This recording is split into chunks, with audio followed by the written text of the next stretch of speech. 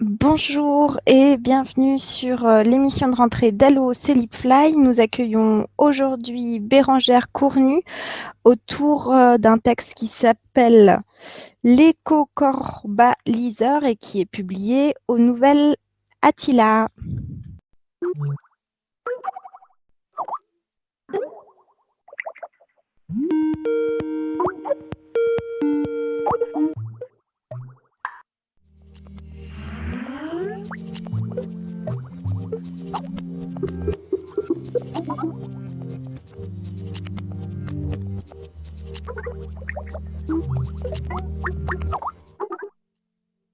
Bonjour Bérangère Cournu, ravie de vous accueillir sur l'émission Allo Fly.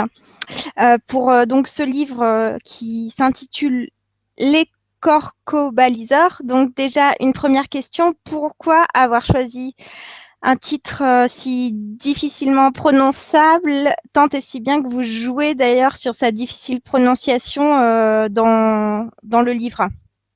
Alors, est-ce que c'est vraiment un choix? Je sais pas. En fait, il se trouve que quand j'ai écrit ce roman, donc j'ai dû commencer, oui, j'avais une vingtaine d'années. En fait, à l'époque, ça faisait plusieurs années que j'écrivais des textes à partir d'un nom. Généralement, j'inventais un mot qui devenait un nom. Et tout l'enjeu ensuite était d'inventer un texte et une histoire qui soit à la hauteur de ce mot inventé. Et les corcobaliseurs, ça a commencé comme ça.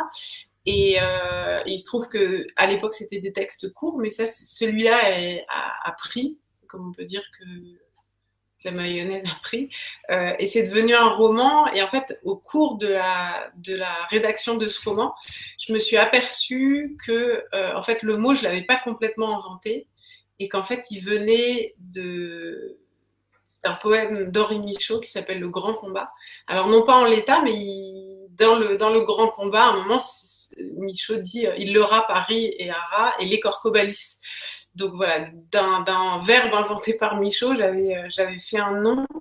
Et voilà, à partir de là, pour moi, après, le moins que je pouvais faire, c'était de viser comme fin du roman les derniers vers du poème de Michaud.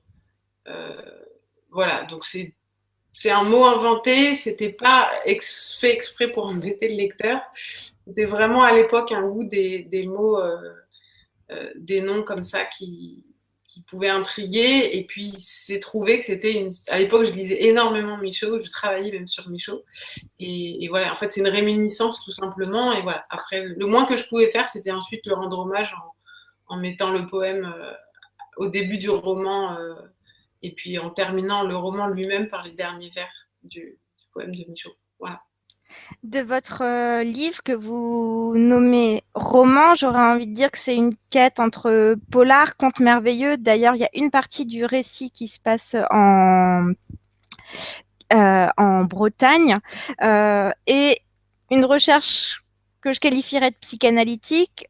On a l'impression en tout cas que vous vous êtes bien amusé en l'écrivant. Cependant, c'est pas juste un jeu gratuit. Qu'est-ce que vous cherchiez en écrivant ce texte?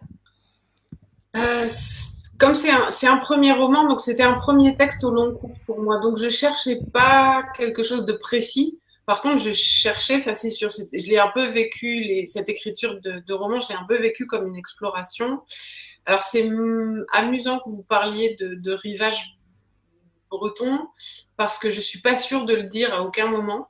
Et Je suis bretonne, ça explique peut-être. d'accord, parce qu'en fait, à aucun moment je le dis.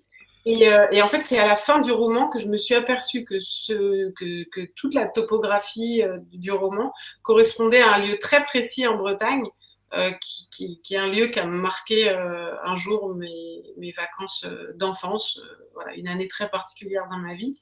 Et il se trouve qu'effectivement, ça se trouve en Bretagne. La seule chose, c'est que j'ai ajouté une île, en fait.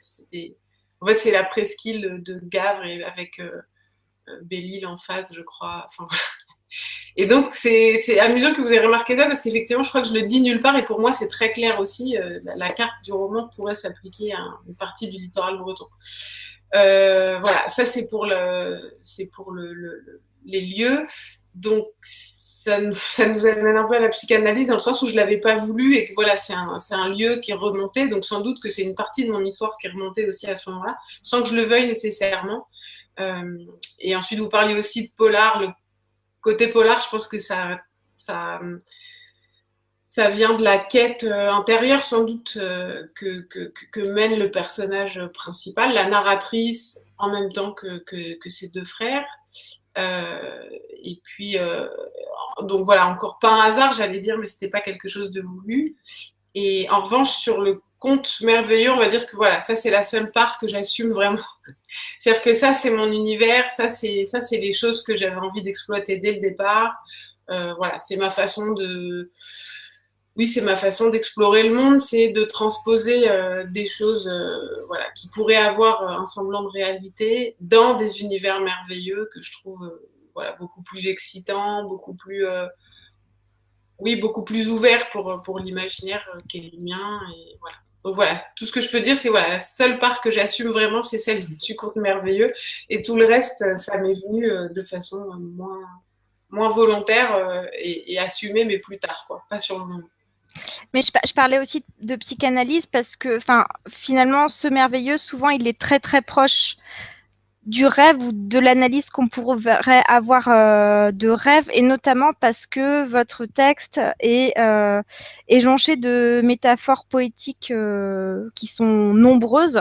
Il y en a une notamment qui m'a marquée, qui est celle du scaphandre, qui est page 146 du livre. Je ne sais pas si vous voulez nous en parler, si vous accepteriez de la relire en fait et de nous l'expliquer un peu. Je trouve qu'elle évoque en très très peu de phrases et de mots un univers tout entier. Et ça, c'est rien que 2 paragraphes à l'intérieur du livre. Donc, je vous laisse imaginer pour en ce qui concerne les livres flyers, le reste du livre.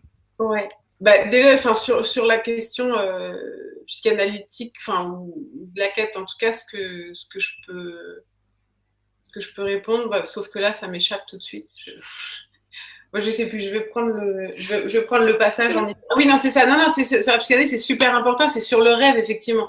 Donc, moi, à l'époque, aucune culture psychanalytique. En revanche, une vie onirique extrêmement riche. C'est-à-dire que j'ai parfois l'impression de vivre plus intensément la nuit que le jour, enfin, du moins à l'époque.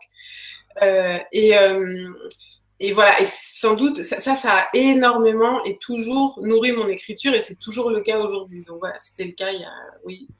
Je veux dire, ce texte, je l'ai peut-être commencé il y a une quinzaine d'années maintenant. Il est paru en 2008, mais j'ai dû commencer à l'écrire au début des années 2000. Et voilà, c'est quelque chose qui est toujours vrai et qui est toujours très, très constitutif de mon écriture. Donc voilà, ça m'étonne pas. Enfin, ça me fait même plaisir en fait qu'on puisse y lire ça parce que, enfin, cette dimension onirique, parce que c'est vraiment peut-être la base de mon univers et de mes envies d'écriture. Et sur la métaphore dont vous parliez expressément, alors effectivement, je m'en souvenais pas du tout de ce passage. Je savais que je parlais d'un scaphandre à un endroit, mais je savais plus à quelle occasion. Et en fait, l'occasion compte peu. Donc, je peux juste. C'est un moment où tous les personnages sont embarqués sur un bateau, plutôt vers la fin du roman. Et effectivement, en fait, on est en chemin pour enterrer un des personnages. Et, et donc, il y a Henrik, le marin, qui est en train de présenter son scaphandre au capitaine du bateau. Et voilà, ça dit ça. De l'autre côté du pont, Henrik est en train de montrer au capitaine le contenu d'une caisse. Il en sort les différents éléments d'un scaphandre afin de lui expliquer plus en détail les techniques et les enjeux de l'exploration sous-marine. Équipement lourd qui garde de tout mouvement brusque. Bocal grand angle pour une visibilité maximale. Système de tubulure servant à acheminer l'air comprimé et à évacuer l'air vicié. Je m'approche, c'est la narratrice qui parle, et lui fais discrètement remarquer qu'il existe aujourd'hui de très pratiques scaphandres autonomes plus légers. Henrik, piqué au vif, rétorque qu'il lui est bien égal de trimballer un pactage de 60 kilos. Oui, dis-je, mais les nouveaux scaphandres sont plus anatomiques et d'une utilisation plus libre, puisqu'on ne dépend pas du maniement d'une machine à compression en surface. Henrik, d'abord, n'envisage pas de ressembler à une grenouille et présente un argument plus sérieux. Certaines plongées donnent le vertige, entraînent des lésions et des chocs qui peuvent conduire à la mort si on est seul maître de son exploration. S'aliéner une présence en surface force à remonter, à ne pas céder à l'appel de certaines vérités, certes sereines, mais au caractère irrémédiable. Donc, bon, on sent bien qu'il y a un peu l'environnement de la mort aussi. C'est un peu ça le danger et tout ça. Je crois quand même, dans mon souvenir, j'avais cette description du scaphandre, c'était le plaisir d'utiliser le mot tubulure, qui me plaisait vraiment beaucoup pour faire le système de respiration. Mais je crois que plus sérieusement et plus fondamentalement, il y avait vraiment cette idée. En fait, voilà, je l'avais oublié, cette métaphore, et en fait, je crois, en fait, elle m'apparaît assez clairement comme comme la métaphore, en fait, simplement de la littérature en soi, telle que moi je la conçois, telle que je la pratique, on va dire. C'est-à-dire que c'est une exploration très profonde. Alors, et ça rejoint ce que vous me demandiez, enfin, ce que vous évoquiez tout à l'heure, donc sans assumer le côté psychanalytique, je pense que, en tout cas, c'est une exploration des couches profondes de,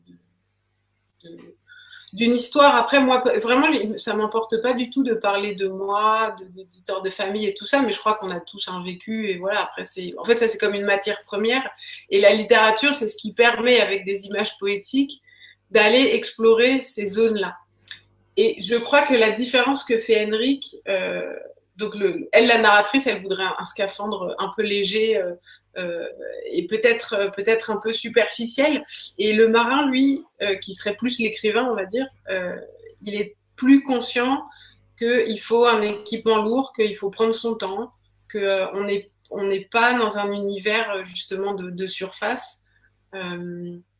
C'est empreint d'une certaine gravité, peut-être, on va dire, mais sans que le résultat soit lourd. Je pense que voilà, le scaphandre, c'est un peu comme si la littérature, elle devait se tenir un peu en dehors, un peu à l'écart de la tempête qui peut se passer en surface, pour prendre son temps, descendre plus profondément et peut-être atteindre des choses qu'on n'atteindrait pas dans la vie courante. Voilà. Je pensais sûrement pas à ça très, très clairement au moment où je l'écrivais, mais c'est vraiment ça que ça m'évoque quand même. C'est-à-dire cette exploration, voilà, qui soit profonde, pas au sens spirituel du terme et tout ça, mais disons de prendre son temps. Même si c'est un peu lourd. C'est ça l'idée. Même si c'est un peu lourd, même si, et d'ailleurs, enfin, mes livres ne sont pas nécessairement d'un accès super facile. C'est-à-dire que enfin, l'écriture est. Enfin, j'essaie d'avoir une écriture la plus fluide possible et tout ça, mais disons que pénétrer dans cet univers-là, ça demande un petit peu de. Il y a une vraie résistance. D'ailleurs, je crois que c'est au dos de. Enfin, l'éditeur, donc le nouvel Attila, a mis en quatrième de couverture l'expression le chahut de son crâne pour parler de votre crâne. Donc. Et je crois que c'est très, très juste. C'est en effet. Enfin, il y a une petite résistance en fait à découvrir l'univers. Une fois qu'on y est, c'est vraiment très, très riche. Mais il faut passer cette première résistance. Oui, c'est ça, parce que je crois que c'est un peu. Enfin, je pourrais pas forcément lui parler de ça, mais l'autre jour, j'entendais Christine Angot dans une interview qui disait que elle, quand elle se relisait, il fallait à aucun moment que sa lecture achoppe, c'est-à-dire qu'il fallait que la lecture soit immédiate. C'est-à-dire que les phrases qu'elle écrivait devaient immédiatement évoquer au lecteur une réalité, une ambiance, une chose très précise. Et moi, je crois que je suis dans une démarche complètement différente, à savoir que je vais aller chercher, je vais sortir du quotidien et de l'immédiateté. Je vais vouloir emmener en très peu de mots mon lecteur dans un univers totalement autre que celui auquel il est habitué. Voilà. Moi, c'est ce que j'attends de la littérature, donc c'est ce que j'essaye de faire aussi dans mon travail. C'est-à-dire vraiment me transporter ailleurs, me faire accéder à une réalité qui n'est peut-être pas immédiatement perceptible. Alors, c'est pas une question de valeur, hein, c'est une question d'approche. De choix littéraire. Ouais, de choix littéraire, c'est pas du tout. À propos de choix littéraires, donc ce texte est assez ancien. Il a été publié en 2008, mais vous l'aviez écrit auparavant. Ensuite, vous avez écrit un autre texte dont le titre est encore une fois un petit peu compliqué, c'est Schloss Lamit. Et autre conte palpitant en 2012. Donc, si on suit votre rythme, il devrait y avoir un livre publié en 2016. Vous y travaillez? Il y a quelque chose en cours? Ouais, alors en fait, il y a eu d'autres petites choses entre-temps, et puis il y en aura d'autres, mais en fait, là, oui, je viens de finir un roman sur les Hopis d'Arizona. Donc là, là, je me suis attaquée à une réalité, à quelque chose de, voilà, une culture réelle et tout ça. Les Hopis sont voilà, une tribu amérindienne qui vit en Arizona, qui a une culture très préservée et qui a un univers spirituel, religieux et géographique absolument enfin, pour moi, hallucinant. C'est-à-dire que j'ai l'habitude de dire, quand j'ai commencé à travailler sur les Hopis, j'ai l'habitude de dire que c'est comme si avant, si j'avais été un peintre et que j'avais avant peint avec 20 couleurs, c'était comme si là, d'un seul coup, on m'en avait donné 60 de plus et que je pouvais faire un nouveau tableau et tout ça. Donc voilà, ça, je viens de le finir, je viens de l'envoyer aux éditeurs. Donc voilà, j'attends les réponses et voilà. Et Et c'est une aventure d'écriture extraordinaire. J'en suis très contente. Voilà. Enfin, en tout cas, moi, j'ai pris beaucoup de plaisir à le faire et donc j'espère que ça va être ouais, courant 2016. J'espère que ce sera publié. Ouais. en tout cas, on l'espère aussi. Merci beaucoup d'avoir répondu à nos questions et n'hésitez surtout pas à rejoindre la Voix des Indés et à découvrir les textes de Bérengère Cournu qui sont publiés au Nouvel Attila. À très bientôt. Au revoir. Au revoir.